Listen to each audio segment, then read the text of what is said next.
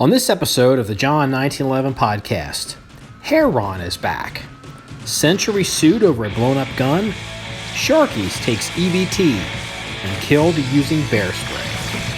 Okay, good morning, everybody. This is Marky and Freeze, and this is episode 109 of the John1911 Podcast.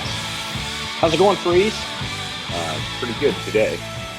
That's good. I saw you were having you had a rough week last week at work, so. Oh, yeah, man. It was probably the worst week I've had in 10 years. Yeah, I didn't know it was that bad, but I knew it was bad. I didn't know it was 10-year bad, but. Yeah, it was pretty bad. I was just kind of hoping someone would stab me in the face.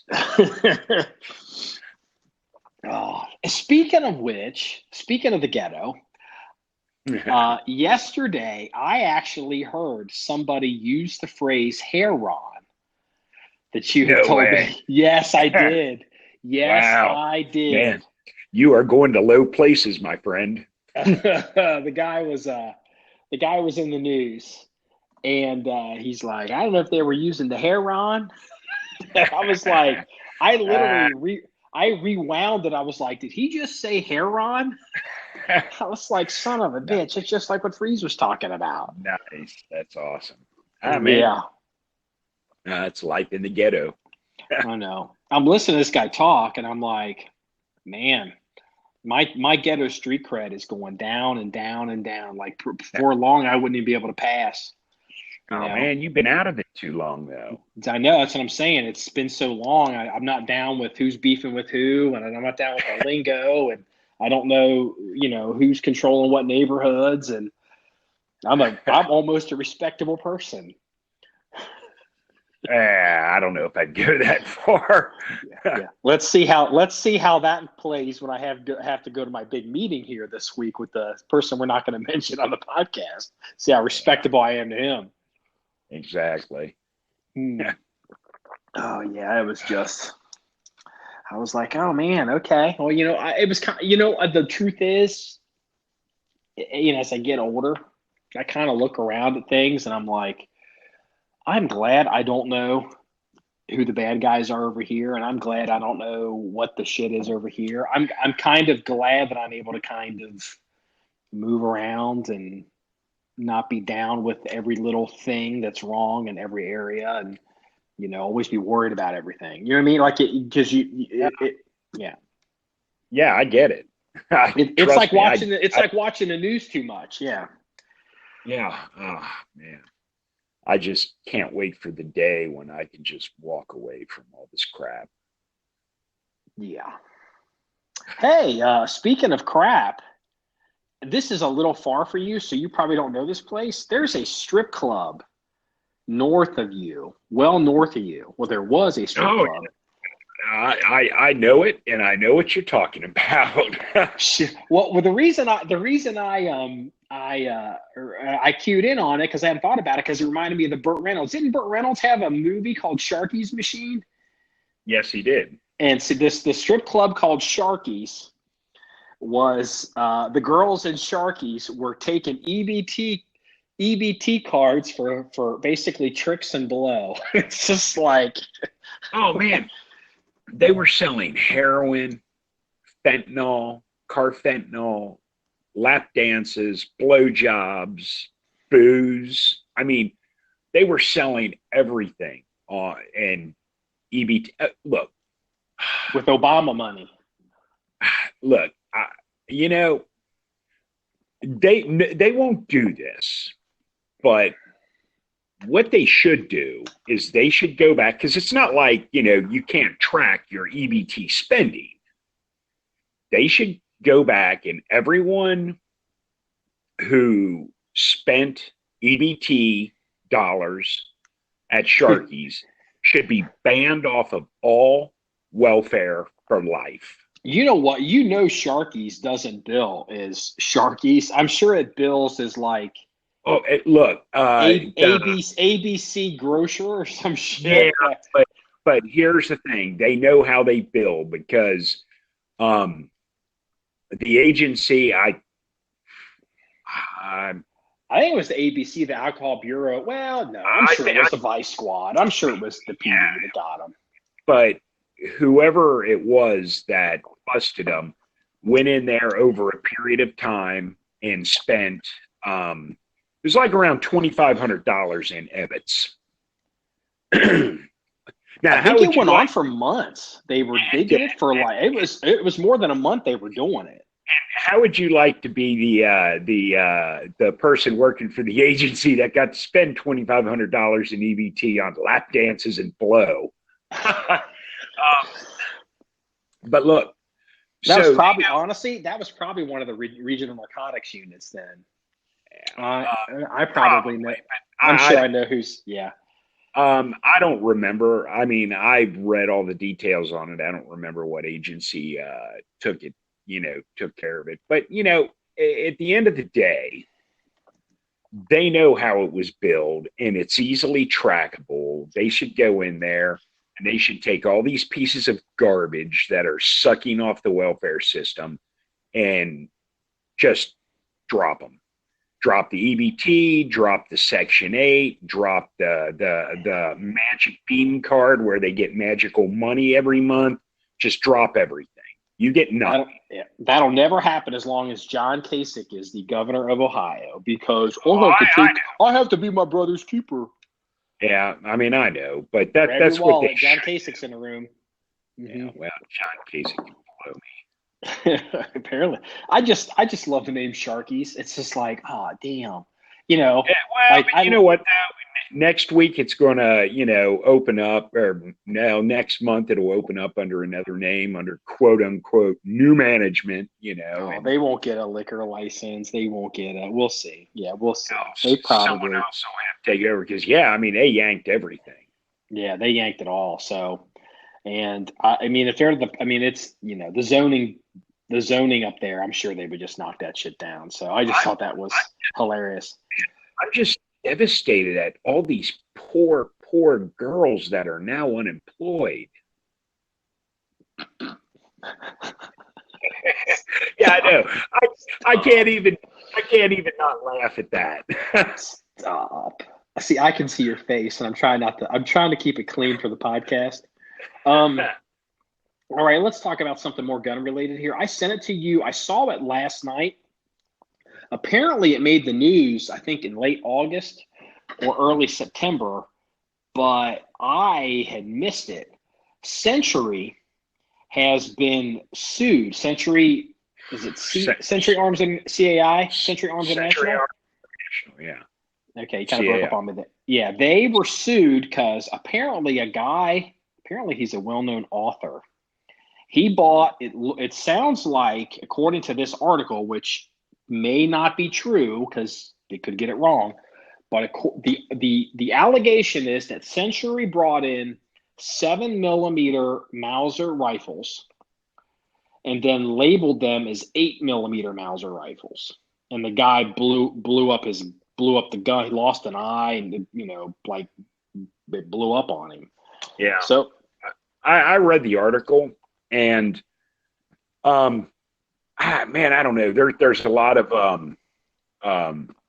let's see here. Okay. The longtime book editor purportedly found out soon after the accident that the misfire was no act of God. He claims in a Palm Beach County lawsuit in Delray, Century Arms, known as one of the most prominent U.S. importers of surplus firearms, had distributed the gun with the wrong model and ammunition profile. Okay, wait a minute. What the hell does that mean, profile? Okay, so what? And apparently Century was saying it's the dealer's fault. Okay, when guns are imported, the model of the gun and the caliber has to be stamped on it. That's part of the definitely the caliber. Yeah. The model caliber and who imported it, all this stuff has to be stamped on it. Now, here's the thing. He bought it as a 1898 Mauser, and supposedly it was an 1890 Mauser. Now, I have a couple problems with the article. Look, if the article is true, by word for word and what the article says happened, yeah, there's a lot of screw ups going down on this, because there's a big ass difference between an 1890 and an 1898 Mauser. And Century, the people that work at Century know that, but shit happens, mistakes happen. It could have been one rifle that was misstamped. But then you got the gun store that purchased it and sold it. And maybe they don't look at every single rifle and the markings on it. I mean, it could be just a crazy comedy of errors that went down, and then this guy, shot the wrong ammo in it and blew it up and blew half his face off. If that gun has 7x57 stamped on the barrel, it's over. He's done. The guy, because, here's the thing. Look, this. Look, I'll even admit this. When I was younger and I wasn't as informed in the milsurp game as I am now, and even now I'm nowhere near like you are. The whole Mauser 7mm, 8mm, 7x57, 8x57, 7.92x57, or is it 7? Like the numbers seem like they float a little bit. And I used to avoid those because I was like, I don't even understand what the fuck half these fucking calibers are, because that don't make any sense to me. Yeah, and so I was able to figure. You're not a milsurp guy, so that's understandable. But here's why I bring, and look, again, if this article is correct word for word and it went down the way it went down, then Century's going to pay a lot of money, and probably so is the gun shop, But here's where a tinge of doubt comes in, and it's the attorney. Because obviously the attorney's a scumbucket. Because the article comes out saying, well, the guy likes old military rifles and he's into the old milsurp stuff, but he's not a crazy NRA gun nut. And it's I saw that. And it's like, okay, scumbag. So you're trying to sit there and say this guy's an antique arms aficionado, but he's not a crazy gun nut who belongs to the NRA. And it's like, you know what? See, that's crazy lawyer bullshit. And look, if this was cut and dry, you wouldn't even need to do that. You could say, hey, look, it was mismarked. My client, regardless of being an antiques arms aficionado or not, he went by what was marked by the importer and what was pandered to him by the gun dealer. So that's, and they sold him the ammo that was marked on the rifle, and he shot it and it blew up because it was all wrong, and you guys suck and you owe us money. Instead, he's going on with the, this, I don't know. Again, a sleazebag attorney can't help but being a sleazebag, whether it's a slam dunk or not, I guess. But I mean, frankly, the attorney's the one that makes me think there's more to the story than I read in the article. I can tell there's more to the story just by what we don't know and what we don't see, because they don't talk about how the rifle was stamped. They talk about how it was represented, and then and Century in the article says the issue is on the gun dealer, and the gun dealer doesn't stamp guns. And then here's the final thing, and here's what we don't see, and this would be true. We would have heard of this, especially you have. If Century mislabeled this gun, then there's a chance they mislabeled more guns. So they would be looking at a batch of guns, and they would have issued a recall, and it would have spread like wildfire through the CNR community. Watch out for all these fucking Mauser rifles that are mislabeled as 8mm when really they're 7mm. And as far as I know, I haven't heard that. I haven't heard shit. Mm-hmm. And I do walk in the CNR community. So that would be all. Yeah. Here's the thing. If there was even a hint that there was a mislabel, we would hear variations of this rumor for the next 30 years. Because it's how we get to, you got to watch them Mauser guns, because sometimes they're mislabeled and they blow up on you. And, the early serial numbered Springfield, 03 Springfield. blah, blah, blah. It becomes legend. And we haven't heard dick about this. Yeah. And I'm like, something. I mean, at the end of the day, you buy a gun and you buy the ammo, and maybe the guy sold him the wrong ammo, but it says it right there what the ammo is. I mean, I see this being on the gun store, but the thing is, the gun store is probably Joe Schmo's gun store that doesn't have a lot of money, where Century Arms is the big dog here. Yeah. Well, but here's the other side of the coin, and this is why the attorney is going into scumbag mode, is because where does ownership responsibility happen? Because for example, if I go into Walmart and I say, I want a box of, I don't know, I want a box of 9mm, and guy gives me a box of 40 Smith & Wesson. And I know that's a bad analogy because they're not going to chamber and all that. But still, where do you draw the line? Because if the guy hands me the wrong box of ammo inadvertently, I mean, where's my responsibility come in when I know I have a gun of this caliber and I have a box that says it's this caliber, and it's like, well, the guy gave me the ammo, it must be right, and I load it up, So, it's like, here's the answer. You go into a store and you say, hey, I want a box of Camels. And the guy turns around and he hands you a box of Salem Lights. And you don't, hey, I want skim milk. The guy hands you 2%. I mean, at some point in this transaction, you have to be at least cognizant enough of what you're ordering to be able to look at it and go, that's not what I ordered. Yeah.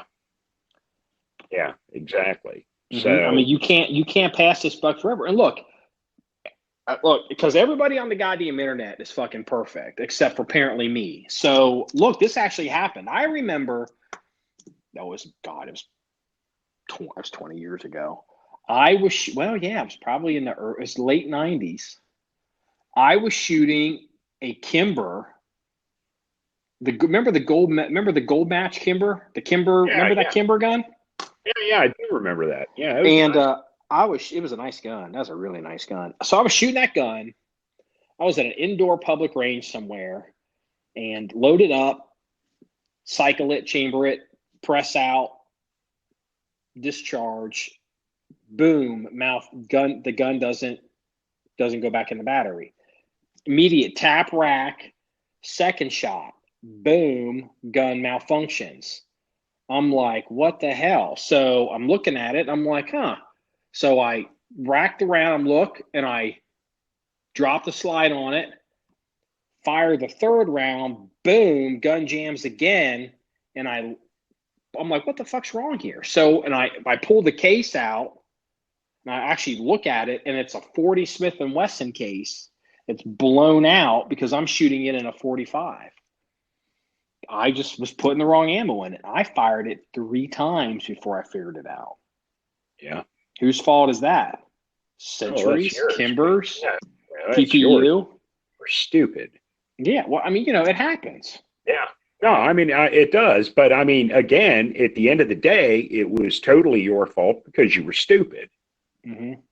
I mean, it's like... And if the gun would have blown up, again, it still would have been your fault because you were stupid. It wouldn't have been... it's user error. It's like... Yeah. Like every time one of these 300 blackout, or every one of these 223 guns gets blown up with 300 blackout ammo, I mean, whose fault is that? It's not the actual maker of the 300 blackout or 223 gun. It's the user's fault. Yeah, well, a lot of times the user is the maker on ARs. So, I'm going to sue myself. Damn it. Oh, my God. So, it's what, 10:12 today, 10:12 in the morning. I don't know what time the Kavanaugh SCOTUS hearings start today. I would assume they either started at 10 o'clock or they start at 12. I'm going to now refer. Have you heard? So I don't know what you heard overnight. Well, you weren't working, I guess. So now, I guess I just want to tell you this. We're to the point now that Judge Kavanaugh, this guy, he's no disrespect. I mean, no disrespect, but he's such a nerd that they were like, well, this happened. He raped these women at this party, and he actually has his calendars like a book. I saw that. It's like, who saves their calendars? Anyway, if you look at the calendar, and dude, if you think about it, this is the way it used to be, like before, cell phones, electronic, and VisiCalc and all this online shit. Yeah. If you look at his calendar, he's got things like, on this day, he'll have like a sports game, like maybe one he either went to watch or one he participated in, and it'll give like whatever, like Spartans, and then like below it in like a different pen color it'll give the score, and then there's like he's got movies, like one of them on his calendar it says go see Poltergeist with Lisa, another one was like go see something else, and then one of them was it even said Grounded, and I'm looking at this and they're like, apparently he was out of town, like he was gone or something, so it's like, well, this happened, whatever. And he's like, I wasn't here. I was gone. And he's got the calendar. So now they dug up some girl wherever he was at. And now supposedly. Because he had like Beach Week or something spread across it. And then like hours after he released the calendar, it's like, I was molested at Beach Week. I mean, it was like, stop it. Just fucking, dude, where's my squirt gun? I need to squirt you in the face with it. Just stop. So, and now it's, oh, no. He and his buddies were running a rape gang, and they were roofing or quaaludes, I guess they called them back then. They were quaaluding girls and then training these girls. And I just want to put it on record that I love quaaludes, but when did they when did they make quaaludes illegal? Oh, I think God. they were probably legal at some point in your life. I don't know, late 80s, early 90s, I guess. Early 90s is when they... I think it was in the 80s. Yeah, so about the same time probably when they started raising a drinking age to 21 from 18 and 19. Remember that? And there were people grandfathered in. I remember people was grandfathered in, actually. Okay. Yeah. So this guy, so then they had this, this like, now it's this big rape gang and all this other kind of shit. And like, I spent a lot of time in DC and, as a child, and I go up there fair, enough now. DC is a small ass town, and it's a small town. It's got a lot of money, but it's not a big town. And so they're doing this interview, and he's sitting there with his wife, and they're talking. And because the White House, controlling all the media on this. So the White House basically said, go on goddamn TV, go on Fox News. We're going to set it up with Martha McCallum. Go out there and fucking tell your story. And this is you, and you're approved to fucking talk. And that's a lot of people don't realize. So he's sitting there, and she's asking him about all these sexual encounters, and he's like, I was a virgin in high school. And she's like, really? And it's like, well, how long were you virgin? He's like, well into college. She's like, when? And he's like, I'm not going to discuss that. And it's like, because you lost your virginity to the woman sitting right next to you. That's why, and it's just like, I mean, this is such a shit show. Now, I don't know what's going to happen today. Cause look, you got to give the people a chance to talk. Cause you know what, look, let's say there is a problem here. We'd want to figure it out, I guess. We would, but it's like, if he's raping girls, but if he's, if he's like part of some swinger group or whatever, I guess that's his business. But here's a clue. And I want everyone to pay attention to this before the hearing. So I'm saying it now. You may listen. The hearings will be over by the time you listen to this. Everybody that's politically astute in Washington, you'll notice, has gone fucking radio silent on this. You don't see Nancy Pelosi talking about it. You don't see Chuck Schumer talking about it. You don't see any of the leadership, especially on the Democratic side, talking about this because they're scared shitless that this is going to, they know it's probably bullshit. They know it's pretty weak.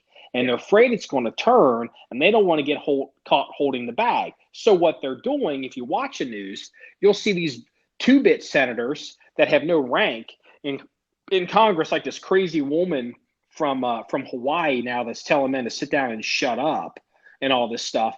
And here's the thing. When you're watching this, if you know how Washington works, and you know how political capital works, and you also know how to work your way into the parties, what you're seeing right now with the Democrats, with some of these bullshit senators that most people, unless you're a policy nerd, don't know who they are, this is no different than when Susan Rice was called to go out and do all the morning shows after the Benghazi attacks, because they were like, we're still trying to figure this one out. We're still trying to figure out the story. Hillary's running for president, and we don't want to fuck this up. So, Susan, guess what? You've been on a team for a while. It's time to get on your knees and earn your fucking pay. So she goes out there and says a bunch of bullshit, and guess what? It didn't fucking go well. Yeah. Well, that's what's going on now with these Democratic senators when they're, because it's weird. You got all these senators that are not major players all barking at them, barking like dogs to get in front of the TV, but it's none of the major ones. It's on purpose because they don't want to get caught holding the bag if this goes sideways. Yeah, Pelosi is literally. She backed out of this about a week ago. Well, I don't know. If I'm Nancy Pelosi's entire position would be like, I'm in the fucking House of Representatives. This ain't my fucking problem. They'd be like, go talk to the Senate leadership. Yeah. And it's going to be interesting to see what happens today. Stein's the one that started all this shit, and she's backed out of it. You're not even here. She's not talking shit. Hey, last I heard, she wasn't. They were like, okay, give us the letter that she sent you. Last I heard, she didn't fucking give him the original letter over. Apparently, I didn't hear that, but wouldn't shock me in the least bit. They don't want to give any data because they don't want to get caught. So that's why everything's so ambiguous. And like, what the hell else was it? Like, I guess they said another person took a polygraph, and so she passed the polygraph, and she's a credible person because she's got security clearance and whatever. And they're like, okay, that's fine. Let me see the data from the polygraph. Let me see the baseline. Let me see the charts. Let me see how you got to the result that you got. It's not relevant. It's like, oh, really?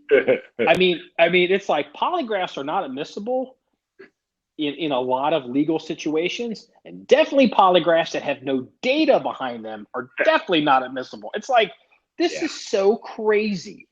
Yeah. These fucking guys. Oh, by the way, you owe our listeners an apology because apparently we spread fake news. Christ, I know what Cody Wilson was not having sex with trannies in Thailand. Yeah. He was having sex with trannies in Taiwan. Whatever. They here's the thing. They all look the same to me, Oh, fuck me, dude. I know. Look. And look, I had an ex-girlfriend many years ago, and she was Japanese. And I've told this story before, and I'll tell it again. And I remember she had made some comment to me. She was an exchange student, and she's from Japan, so English was her second language. And I don't know how she brought it up, like I didn't care, but she started talking about her eyelids. And I don't remember like how she's even kind of mumbling about it. I'm not trying to be disrespectful, but she's talking about the eyelids of Japanese versus Chinese. And I'm literally like, I don't know what the fuck you're talking about. And she was so shocked that it wasn't obvious to me that it's like to her, it would have been like a black person versus a white person. It was such a big deal to her. And I remember she went on for like half hour about it. I was just being like, oh, okay. Hey, whatever. So, yeah. But anyway, Cody Wilson in Thailand. I heard he was in Thailand, and I'm like, oh, dude, he's fucked. Because remember, first of all, Thailand is, here's how, I mean, not Thailand, Taiwan. Cody Wilson was in Taiwan. I was like, he's fucked, because here's the thing. Taiwan depends on us for defense and for, and support and all this. And so if we want somebody from Taiwan, whether we have official diplomatic relations or extradition or not, we'll get it. And the second thing is, even if we don't get it, all you have to do is do the ghost of Shanghai Shek, who's Mr. Cash My Check. Like, I want Cody Wilson back. We don't have extradition. Would you like an Apache helicopter? Go arrest that motherfucker. I mean, seriously. And he has been. Dude, I think they scooped him. I think they scooped him up. I think they scooped him up the day we were talking about him on the last podcast. I think, and a complete news cycle hadn't even gone around yet. And they got word that who this guy was, and he was in their country, and they went and apparently, like, they had reported that he's looking around for apartments, and they were like, "Oh, hell the fuck you are." They scooped this shit right up. Yeah. Oh, he's going to prison. But look, I mean, and we talked about this. We don't need to get into details, but I mean, we knew things were not going to go good for old Cody. No, it's this that you're getting. It's one of those. You're getting into the whole. You think you're special. You think the rules don't apply to you. You think you can do whatever you want because, Mr. I'm kind of a big deal. And it's like, yeah, whatever, dude. It's like, whatever. Yeah. So, hey, you're obviously it's kind of odd because you're the Millstrip guy, but you're also kind of our resident AR-15 kind of like, like fanboy kind of, like you like all the builder stuff. Did you hear about LMT and their bolt issue? No. LMT, and I remember, like, I know LMT, they got a contract with the British Army for some kind of rifle, and I guess they got one for the New Zealand Defense Forces, their army. Yeah. And let me see here. And it was reported by, I don't know where this is being reported.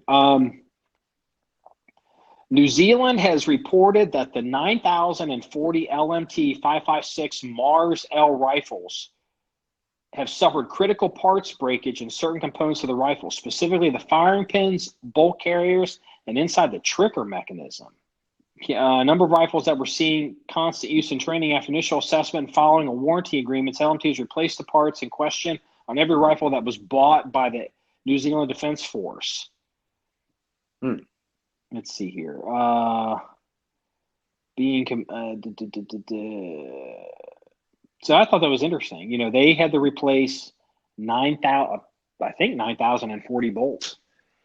And here's the thing: we heard about that. If Century issued a recall, hey, there's a bunch of Mauser rifles out there that have the shit stamped wrong. It would be fucking like level 1 fucking alert. Yeah, exactly. Mm-hmm. So, and reason I saw the LMT, I guess I brought that up kind of for your benefit because to me it's kind of like, whatever. But I know that, like, we were looking at AR-15 stuff, and you're in the big AR-15 build game, and I hadn't looked at LMTs in probably since 2008 maybe, and I couldn't believe how expensive they were today. Yeah, they're up there. I was like, what the heck? I mean, what, like 3,000 to 4,000? I mean, when did LMT become a Gucci AR company? That's what they are. They're Gucci. That's Gucci prices. Yeah, well, God bless the internet, Do kids are the AR-15 nerds actually buying LMTs? Oh yeah. I mean, man, it's the AR internet market is just stupid. You'll get all these different AR groups, and they'll be talking about whatever, Poverty Pony and all this shit you were telling me about.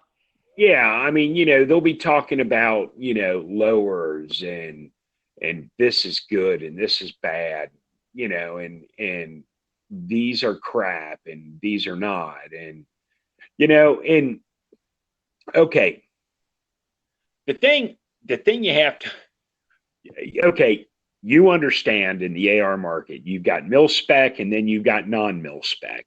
And that's one of the biggest problems Magpul had with their PMags. If you remember that issue with PMags going after mil spec. Okay. Well, what'll happen is you'll buy a non-mil spec lower because it's got, I don't know, you know, the devil's dick milled into it, and you'll pay $100 for that. Okay, that's cool if you've got the money and you want to spend stupid money on a AR lower that you think is cool as shit. But at the end of the day, when you get down to mil spec, doesn't matter if it's an Anderson, doesn't matter if it's an Arrow, Spikes Tactical, Daniel Defense. It doesn't matter if it's God's Magismo. It doesn't fucking matter because mil spec is mil spec. You know? Yeah. Now, it's a verifiable and repeatable standard. Yeah, you can pay $50 for mil spec, or you can pay $500 for mil spec. If you're paying $500, you're a fucking moron. Well, you know what? What it is the guys that pay $500 for mil spec, if it's truly military specifications, because that slang term mil spec, it's like kit gets thrown around so much. If it's made to the same specifications that's repeatable and measurable in a document issued by the U.S. government, then it's as strong as the standard. So these people that will supposedly a mil spec lower, but it's $500. I don't know, they're $500, but they spend $500 because they think, well, it's mil spec plus because it's stronger. So like you could have mil spec, but it'll still crack. Well, it may crack, but it won't crack any more than a standard government one because it's supposed to, if it's truly mil spec, is not only dimensional, but it's also even the construction of the components. Okay, well, 7075 T6 aluminum is 7075 T6 aluminum, regardless of who fucking makes it. Well, if you can get a Gucci maker to genuflect holy water on it, it's stronger, according to Jesus. No, it's not stronger. But, okay, like, for example, Spikes Tactical sells a lower, and their MSRP on it's about, $115. And you go, well, why would I want to pay $115 opposed to, say, 40, 50, 60, $70? Okay, it's still 70, 75, aluminum, but, it's got their little Spikes Tactical Spider logo. It's black anodized, but all the logos are filled in with red, and, and it's, it's got a hard code anodizing and stuff, and all that's okay. Is it necessary? No. But, if you do want a hard code anodizing and a color fill on all the, the stampings, the selector switch markings and the logo, you got to pay a little extra for that because the manufacturer's not going to do that shit for free. So I get that.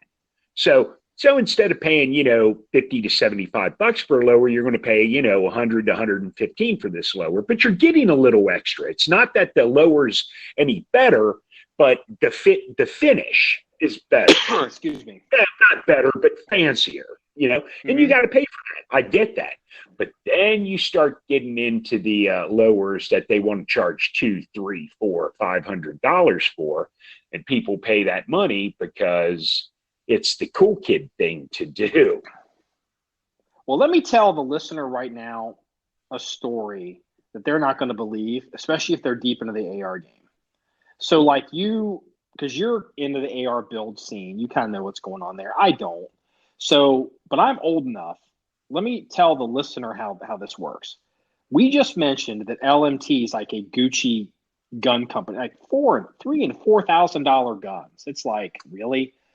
I remember, and I guess when you mentioned Spikes Tactical, like, I don't know if Spikes Tactical is like a high-end company or a dog shit company. It doesn't even matter. But what I want to tell the listener is I remember when LMT was a cheap-ass company. Now, right now, everybody's going to be like, bullshit, they weren't ever fucking a cheap-ass Loomis machine and tool and whatever and all this horse shit. Back in the day, dude, if it wasn't a fucking Colt, it was a copy. And everybody that was running around with these LMT guns they were dog shit, according to everybody else. Mm-hmm. Now, today, LMT is a Gucci company, and now there's Anderson Spikes and Jizz Tactical making these, they're all fighting over. It's like the only thing that's determining, in most cases, the perception of these guns in the market is their sticker price. Yep. Because most of these guns aren't being shot. I mean, I realize that there's high-end guns and there's low-end guns, and at some point it's a Venn diagram where between price and volume of fire where the shit breaks, and that thing can change. But here's the thing: all these people buying these cheap-ass guns and all these people buying these expensive-ass guns, most of them, they ain't ever fucking shooting their shit anyway. That is true. Yeah. Mm-hmm. Well, now, I remember when LMT was like the ghetto fucking AR. What the fuck is that? Yeah, Lewis machine tool. I would never I need a fucking gun made by a goddamn gun company, not a fucking tool shop. I bet that was made by a mechanic at the back of his Honda. Seriously, I remember these conversations. Yeah, I was talking to a guy just this past week, and he's not an AR guy, doesn't even own one. He's never owned an AR. And he's in his mid-20s, and he's like, I want to get an AR. And he's like, I've been talking to guys, and they're like, build your own, and he's just like, what's a good AR? He's like, should I build one? And I'm like, no. I said, one, you don't know what you're doing. Not that you can't build, not that he couldn't build one, because building an AR is not hard. It's like putting the fucking Legos together. You go buy a Lego bulldozer. It comes in a box. It's got all the parts. When you follow the directions, when you're done, you got a bulldozer made of Legos. That's an AR. And anyone who says, "Oh, it takes skill to build an AR," they're fooling themselves. They're trying to make themselves feel better, because seriously, building an AR, I mean, as long as you have the correct amount of chromosomes in your body, and you know the difference between a crescent wrench and a screwdriver, you're tough.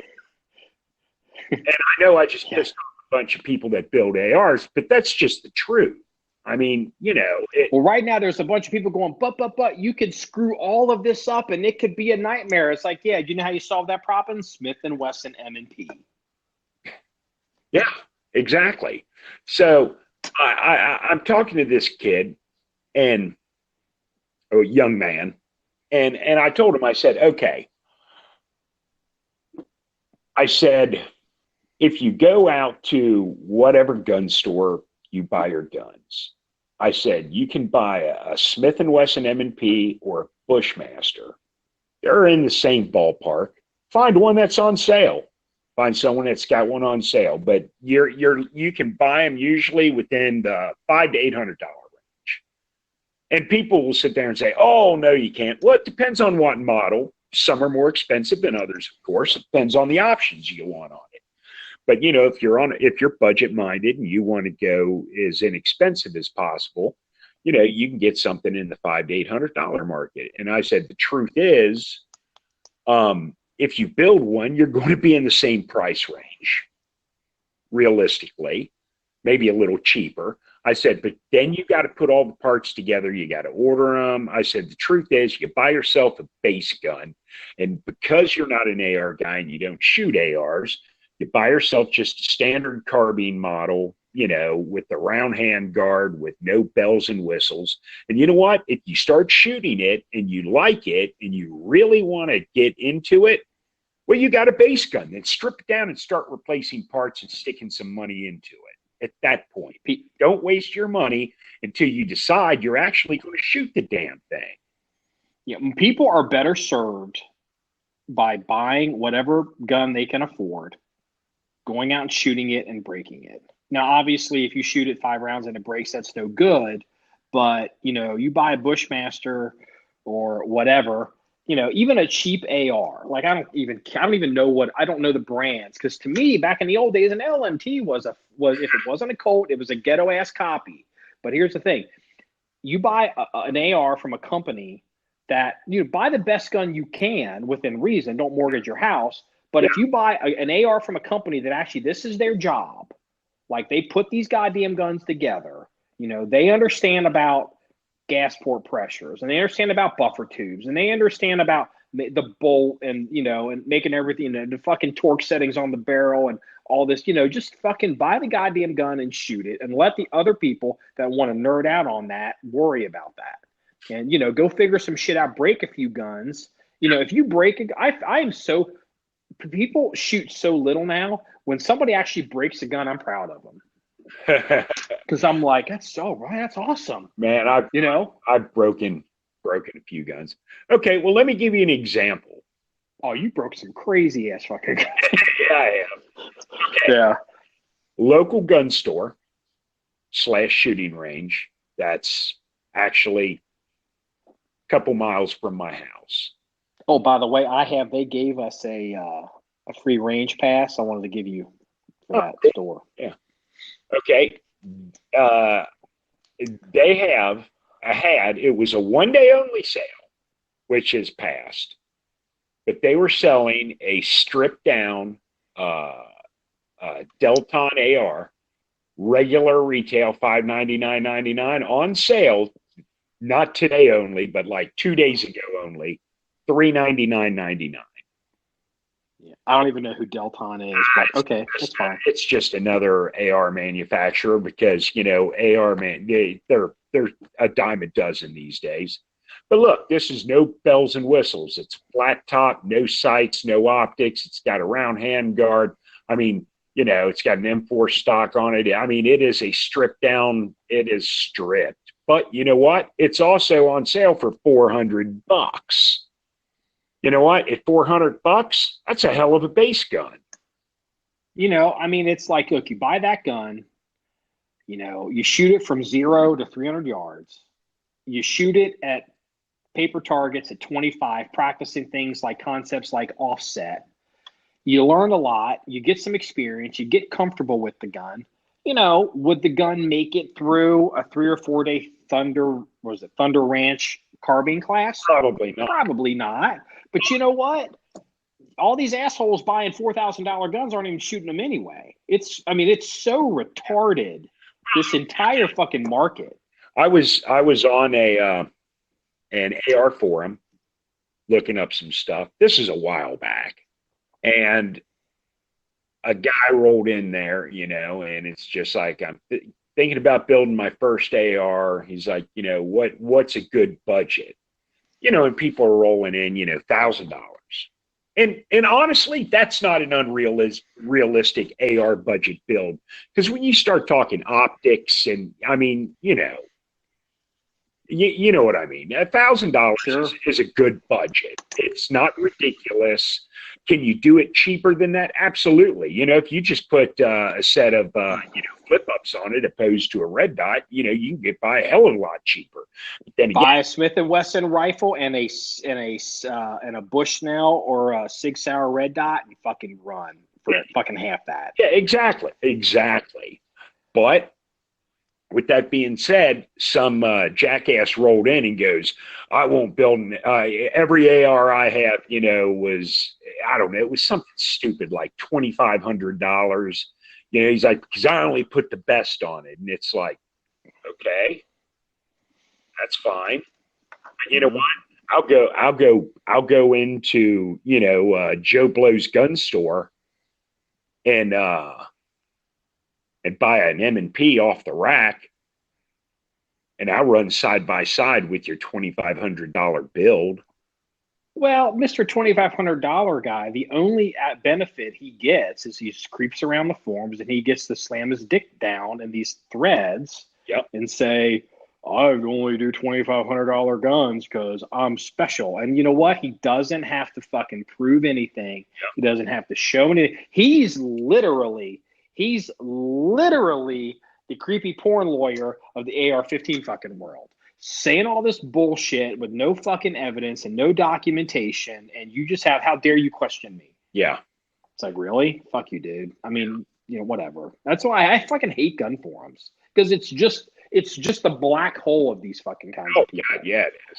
Yeah, it is. Hey, you know what? Speaking of something fun, I saw these years ago, and I haven't seen them in a while.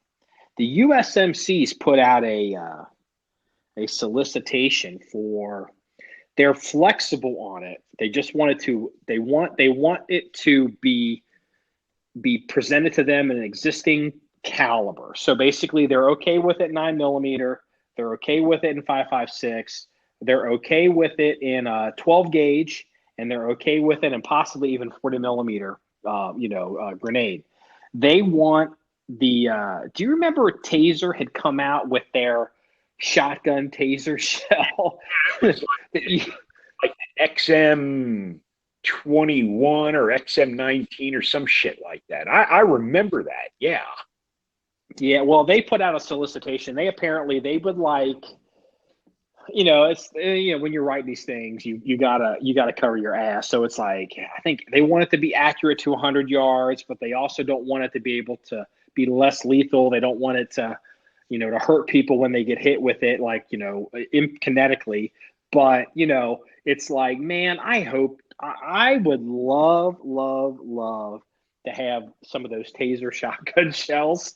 For a 12 gauge, I just thought that was like the cat's fucking meow, and it's just like, I'd love tasers. I'd love tasers. I just love, dude, fucking people. I miss my, I know. You just want to shoot someone with a 12 gauge taser. That's all. I do. I'm going to change the subject here because this is a feel good headline.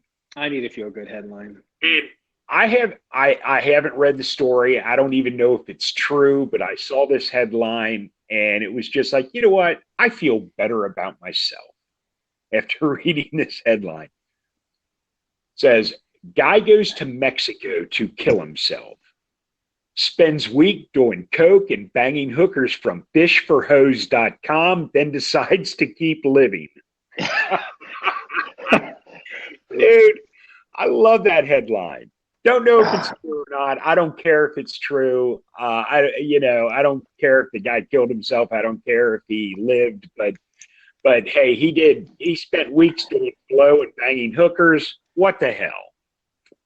That story gets recycled about every 2 years. The guy that went down to Mexico to where the burnout instead of fade away and finds himself and decides not to burn out after all. That story comes in. Hey, I got one for you. Here's a feel good story. I like stories.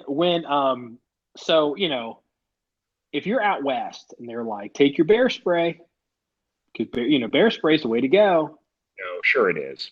Yeah. So in Wyoming, I'm going to have my dog, the bounty hunter, can of pepper mace strapped to my leg in a down holster. So a discharged can of bear spray was found near the body of a Wyoming hunting guide who was killed in a bear attack. The Wyoming Game and Fish Department continues to investigate the circumstances surrounding the death of the hunting guide, Mark Upton, whose body was found Saturday in the Terrace Mountain area. Now, here's the rest of the story, what they don't want to show. So they said the bear spray was discharged during the attack. And so the cops are like, uh-oh, I guess we better maybe we better find this bear. So wildlife officials used snare to trap bears in the area. A yearling was captured and the sow was nearby. The sow charged the investigators. Both bears were killed. Now, here's my point. You're Joe Civilian or Mr. Lovey, touchy-feely peacenik guy. You take the bear spray. But when the popo needs to go up there and deal with the bear, they didn't be like, and authorities use 8 cans of bear spray on the two bears. No, Yeah, they shot the fucking bears, and it's just like, I mean, because here's the thing. Well, I'll use bear spray, and then I use a gun. Well, the truth is, you're lucky. I mean, you're lucky if you got about 3 seconds. There's just, I mean, you have to make it. You get one. You grab one. Okay, choose wisely. Let me point something out here. If I'm close enough to an angry bear that I have to use my bear spray, I'm pretty much fucked anyway. Yeah, no. If you had long blonde hair and feathers coming out of it and you were wearing cowboy boots, maybe get on the ground. Oh my God. Yeah. Yeah. Well, hey, but you know what? Do I feel bad about the guy? No, I don't. Because he picked a path in life, and that path involved a can of bear spray. My path involves a 10 millimeter. Yeah, well, this reminds me. Remember the secondhand showcase? Actually, we got to do some more of those. The gun store is ready, but the secondhand showcase, it wasn't really a secondhand gun. It's a Ruger Red Hawk in 45 long Colt that's cut for moon clips for 45 ACP, and that gun, I love that. That gun is still at the shop. Either that or they've sold it and ordered more because I think they're making them new, obviously. But that's the perfect bear gun, because one of the problems with a lot of these bear guns, or whatever guns, they're thumpers. So they're not fun to shoot. Well, this Red Hawk, the reason why it's cut for 45 ACP, you can shoot it cheap.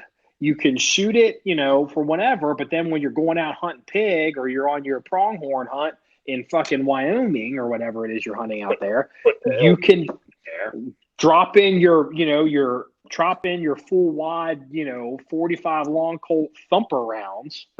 And you can get maybe 3 rounds off before that bear gets to your throat. And here's the thing: you may get the rounds off, and the dead bear may still scratch you. I have some 45 long Colt hunting loads that I loaded up years ago for a Blackhawk that I used to hunt with, and a cousin of mine was over the house one day, and he just bought a Taurus Judge, and he's like, "Yeah, I need to get some ammo." I'm like, "Well, I got some 45 long Colt. I'll let you, have a box." So I gave him a box, and he took it to the range. And the next time I saw him, I just said, "Bring me the brass back." So the next time I saw him, he gave me the box, and there was only 10 rounds fired out of the box. And he's just like, "Yeah, no." And I'm like, "Yeah, I know they're a little bit on the hot side." I said, "But the judge should handle it." He's like, "But my hand can't." Yeah. I'll tell you what, I don't want to judge, but that reminds me, Smith & Wesson had come out. The judges those guns don't have the greatest reputation because people have unrealistic expectations. But Smith & Wesson had come out with a gun to compete with that called the Governor. Do you remember that gun? Yeah. Oh yeah, I do. I remember it. Have you faded away? Yeah, because it was hot. It was real popular for a hot minute, and Smith & Wesson's expensive. And then I'm curious if they are cheap enough now to get one maybe on the secondary market before they start getting expensive again because they become collectible. I have to look into that. I've always wanted a Judge as a truck gun, just something, just something to throw in the console of the truck. But if I ever get a Governor, you can pick up a Judge and we can have a shoot off. Yeah, there you go. We can do that. You love Taurus. Yeah, I do. I'm a big fan of Taurus, but the truth is, I kind of lost interest in the project, and it's like, whatever. I mean, look, if 45 Colt's a thumper, 410's expensive, and 45 ACP, you can shoot that in another gun. It's like exactly. But it's a boutique gun. If a Judge or a Governor, either one of them, came my way at a reasonable price, I would not be opposed to picking one up. But I'm not going to go out and spend stupid money on it. I'm just not, because I was interested in it for a minute when it first came out, and then it was just like, I'm over it. I'll tell you what. I didn't want to pay the retail price for them when they first came out. And it's like, oh yeah, they were so hot. Everybody was getting over sticker on all of them. yes, You couldn't even the Taurus guns, and that's the thing, And you got to give Taurus credit because the truth is, Taurus made the governor. Because if Taurus hadn't made the judge, Smith and Wesson never would have made the governor. Because nobody thought that gun was going to be successful. It was like, that's the dumbest thing. And people bought a fucking shitload of them. Yeah, they did. Which kind of surprises me that you don't see a lot of them on the secondhand market. Of course, I don't know. I don't really look for them either, but I don't look for them either. Hey, speaking of which, do you remember the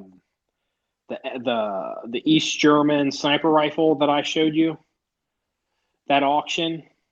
Like I've been following it for it's I'm out. It's up to full retail on that gun. It's a broken gun. It's like, no, we're not doing that. I can buy one fucking that's not broken at that price. Yeah. The SSG-82. So you know what? I'm thinking I'll just go ahead and since we're going to spend the money, I got to go ahead and get this Wolf gun done. This T91. Yeah. And I think Ames. I checked last night. Ames still has the uppers. I'll probably call them today or tomorrow and get that upper done. Get that upper in, and then we'll get the thing over to the 07 and just have them make that lower. Yeah, get that done. I mean, it's like I'm going to spend $1,800 on a gun that's broken to fix it when I could spend a lot less. The gun that's been sitting here for 6 months in pieces. I need to get together. Yeah. Yeah. You know what? Today's Thursday. Yes. I wanted to go this week and pick me up a lower for that AR build I'm working on, but shit, I got so much stuff to do today, tomorrow, and then Saturday. We're both busy, so yeah, I don't know. Chainsaw party. Yeah, I don't know if I'm going to get to it this week or not. That was one of my plans, but I'll be honest with you, I was so wiped out from last week. I didn't do anything for 2 days, just relaxed. But then I've got an SKS project that I've got set up. I haven't started videoing yet, but I'm going to start probably this evening. Oh, you know what? I forgot about that. Yeah, I've got it set up. I'm going to start filming it. It's, it is what it is. But I've just been, like I said, I've just been crazy. Last week was a horrible week. And then this week I've just been kind of busy. I was waiting on delivery people yesterday, all freaking day. It's just, I haven't had time. Now, one of the things I got to do today is I got to go buy I sharpened my old chains yesterday, and I got to go buy a new chain because one of my chains it's wore out. Yeah. So, but I got to get this, I'm getting the saw ready for Saturday. So, it's just all this little crap that's just catching up to, Well, you'll notice I published because I knew you were busy. I just went ahead and threw it up anyway. The fake Nazi stamps on the website, the people that, and,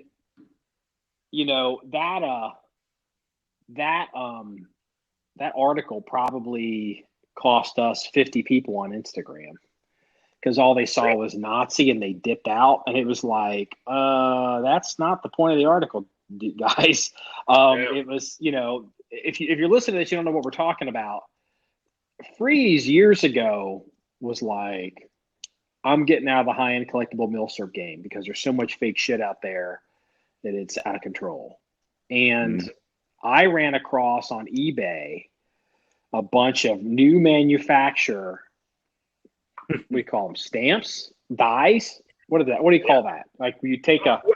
Yeah, they're stamps. So you can stamp Nazi markings into guns. So like you take a gun that's maybe a World War II gun, whatever it's worth, and then you go and you buy a few stamps that are like like I'm making this up just to prove a point. So you put a couple markings on it that are like, it's part of the like Hitler, like Praetorian Guard. And so now it's worth $10 million. And there's so much of this shit out there that's so fake. Well, okay. Nazi marked Star Model Bs, Nazi marked High Powers, Nazi marked VZ-24s, Czech VZ-24s. I mean, you have all these guns where they're not German made guns per se, but the Germans during World War II, took over the factories and started manufacturing. I mean, it's a weapons plant, so they're making guns for themselves and they marked them. Well, a Star Model B is a fine gun, but a Nazi marked Star Model B adds a couple $100 to the value. Yeah, you buy a gun for $200, you go stamp on it, then you list it on Gunbroker and sell it for $6. Yep. And it's like, it's just crazy. And it's, that's why, I personally have never cared for those kinds of markings. I don't give a shit about them. But, I'd rather, it's like, I want shooter guns. If I have two guns that are exactly the same and one's, know what, I'll be sanitized. If one is, not marked, and then one is, and it's like, I want the phone that's not marked. But it goes deeper than just guns. Like I have a pair of binoculars sitting on my shelf in the back room. They're French made. They're World War II era. And they were probably used by the Germans, but they're not German marked. So what are they worth? Not much. But if they had a Waffenamp on them, oh yeah, price is like, it's worth 10 times more than they're worth now. Mm-hmm. Hey, and you know what? Uber rare. Oh yeah, occupied France. I put a little desert tan paint on there and age it. Boom! Now it's Africa Corps, bitches. Yeah. I mean, and that shit goes on every single day. Mm-hmm. And there's so much of it going on that I'm convinced that there needs to be a correction. I guess the argument against it is, there's so much because, we broke all the Hitler shit. So there was so much of it out there. And then even you made a point, you said, because you were big into the helmets, you said, and I guess there was even knives too, but you were telling me a story how there would be, occupied Germany, whatever it is, and there was a factory that made whatever. And then the war's over and they're rebuilding their economy and people need fucking jobs. And so this factory that made helmets or anything in 1944 was now making helmets or anything in 1954. And they were being sold as just regular helmets. But then because now they're 60 and 70 years old, people are putting fake markings on them and passing them off as World War II, and people can't tell them apart. Well, German officers' visor caps, especially SS visor caps, bring big money. Well, in the 60s, there was a company here in the United States that purchased from a warehouse visor cap components because, the factory after the war shut down and they had all these components. They were not completed hats. They bought all these components, brought them here to the United States and made World War II visor caps. Now, did they sell them as original? No, they did not. But try to find one of these U.S. made from original components visor caps today. You can't because they're all original. Yep, they're all original now. And see, that's the problem. So at what point, when just think about it from economics. So those type of hats that you describe, officer hats, whatever they are, and it's like they're valuable for whatever reason, and there's X amount of them because we broke all Hitler's shit. Well, now that market, there's supposedly only so many, and that's moving through time, but somewhere surreptitiously, an unknown number of similar product has now been absorbed into that market. But a lot of the people that are pricing things haven't figured out that the inventory is expanded and the prices haven't been adjusted. And then they haven't figured out that the shit's fake on top of that. And if they're able to figure out that, oh, there's more of it, or, oh, now we can figure out there's a bunch of them. You paid top dollar for that? Well, we found a little piece of thread in it that's post-war, and so that's fake as shit. I mean, when they start figuring out ways to detect some of this, these markets going to collapse. Or what's going to happen, none of it will be valuable. It'll be like the Civil War. It'll be like the Confederate shit. Nobody will touch Confederate shit at collectors' prices because so much of it's fake that nobody will buy it. Well, it's rare. None of it was ever marked, and they've so much of it is faked. If you say I have a Confederate Bowie knife, I'm going to be like, okay, I'll give you $100 for it, because I'd give you $100 for a mid 1800s Bowie knife anyway. But that's all I'm going to give you, because is it Confederate? Probably not. Mm-hmm. And even if I believe you and go, yeah, I'm pretty sure that is Confederate, no one's going to believe me. How do you prove it's real 30 years from now or 60 years from now, like all the stuff that we were talking that came in the US 50s and 60s. So this actually started a really interesting conversation online on the website. This is how it always happens. Some guy will roll in, he'll be like, well, good thing that the stuff I got was from my uncle when he went over there and kicked Hitler's ass. Mm-hmm. Or, when my uncle picked it up from my great-great-great-great-grandfather picked this up from the battlefield at Shiloh. Well, here's my advice to you people. Get copies. If you can get the oral history of what supposedly is going on, write it down. If you can get DD-214s or service records or unit numbers to match that person, get that paperwork and keep it with that item, because the story, but after you pass, or your kids get it, or your grandkids get it, or your daughter that doesn't want the stuff and she kicks it out. Now, I don't like that old stuff, so it ends up in a flea market somewhere. When this all changes, the only thing that's going to be worth anything is going to be stuff that's got, quote, provenance and documentation.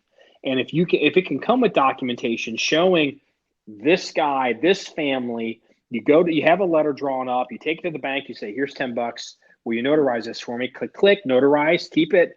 And it could be worth something. But a lot of this stuff is going to get smoked by all this fake shit that's being made. And it's going to just collapse the market. Mm-hmm. Well,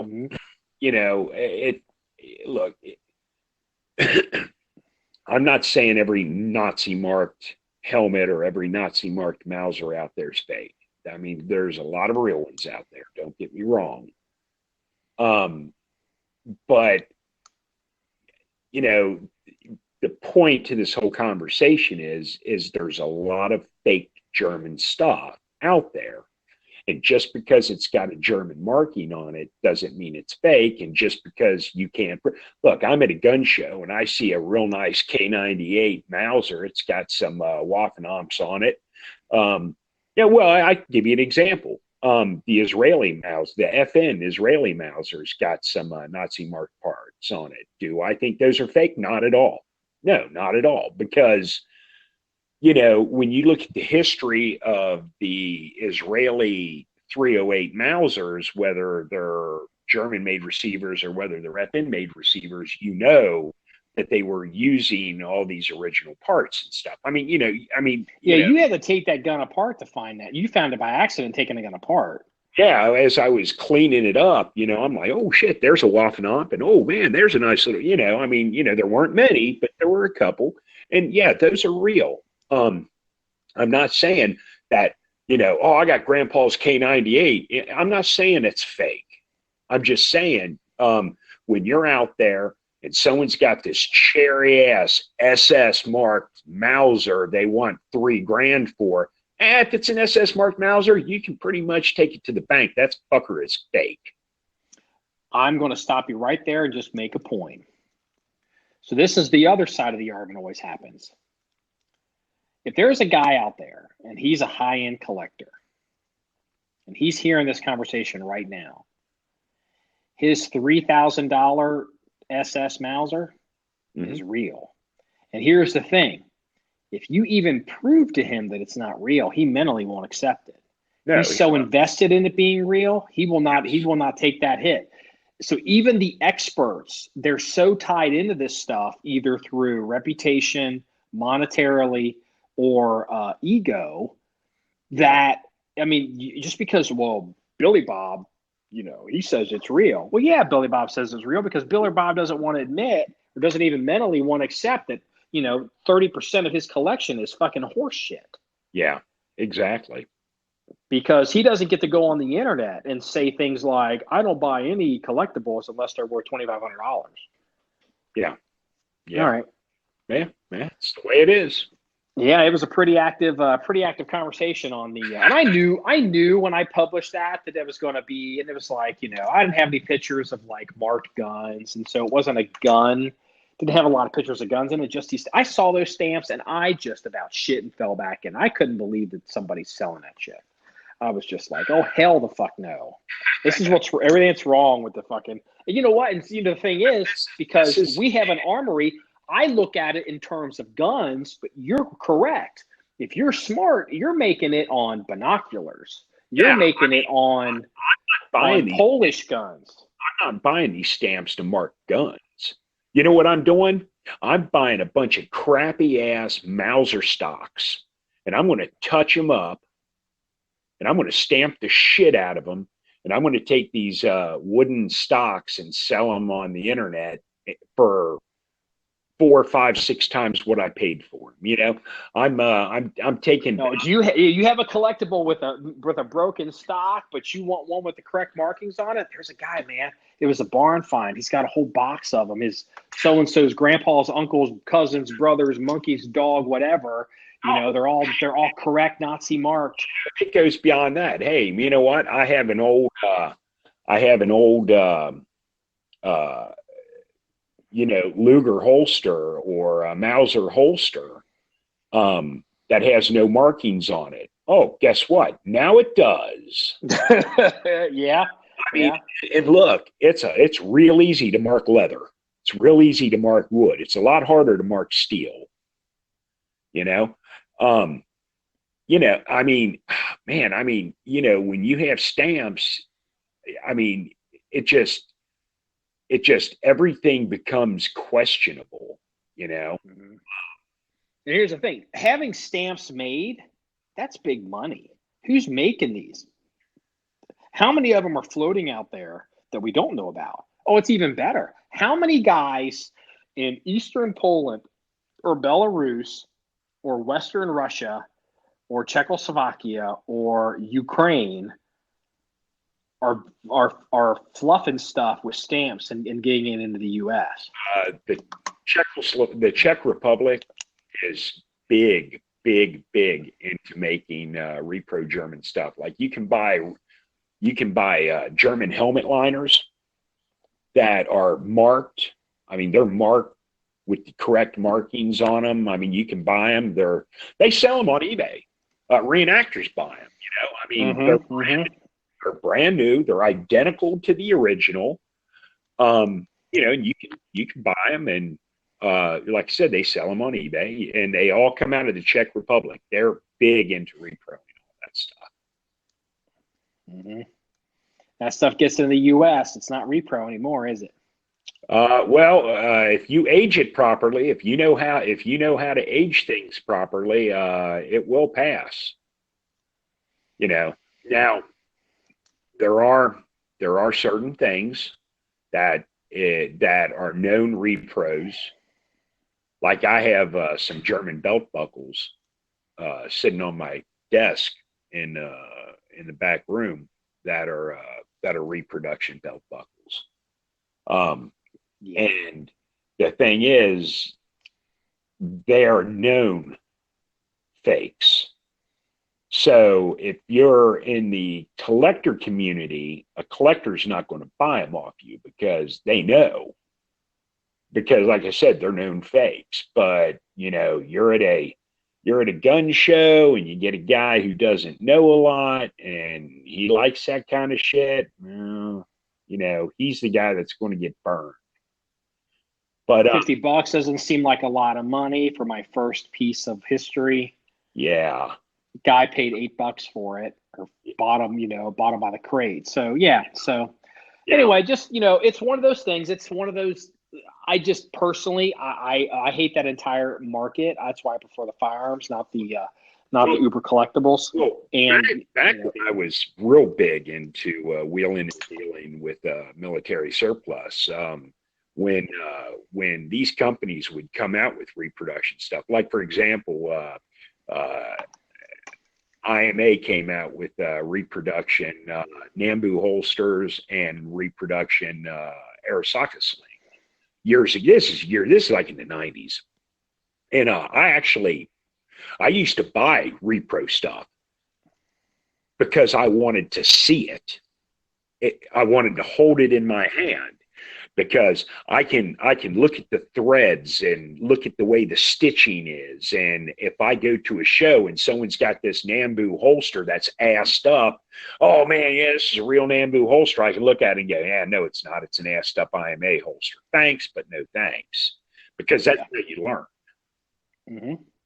And again, and those people look, it's like if you're in the firearms game, then we got to wrap this one up because we've been going for a while. But, let's say you have Arisaka rifles or you've got Mauser rifles and you'd like to have a correct sling for it so you could go out there and do some stuff. But you've got a choice. You can buy this old semi-rotted, super valuable, expensive, marked whatever sling. But, a sling probably costs more than your rifle because you just want a shooter, but you get a repro. Exactly. And it's perfect. In reproduction items like that, there's a market for them because they have their place. It's not all about crime. To find an original, real Japanese sling, oh man, that's like finding the unicorn because everything over there in the jungles in the Pacific rotted. Yeah. And if you do find one, it's so damaged, it's not really usable. But if you want slings on your rifles for presentation or whatnot, man, look, there's nothing wrong with buying a reproduction sling. And then you take that one original assed up sling that is original that you paid a lot of money for, and you put that in a little presentation case because you don't want anyone touching it because it's already pretty assed up, It's already falling apart. Yeah, and it's like, okay, here's my original Japanese rifle sling. Enjoy looking at it because you'll probably never see another real one. But here, hold this rifle, and that's got a reproduction sling on it. Just and look, there is a place for reproduction parts. I'm not saying there's not, but the difference is, you want to pay reproduction price, not original price. And that's where the problem is. And like I said, and that's why you've heard me say for years, I'll buy any Nazi marked item at repro price. 9 times out of 10, that stops the conversation. They're like, oh, because everything everybody's got literally was pulled out of Der Fuhrer's fucking breast pocket. It's whatever. Oh yeah. We got to wrap this one up because I got contractors here. So all right. Well, this wraps up episode 109 of the John 1911 podcast. If you want to hear more about some of the stuff we've talked about, or maybe you want to go and see what those fake stamps are, you can go to our website, John1911.com. That's JOHN1911.com. And remember, it's all about shooting guns and having fun. Everybody, have a good day. See you later.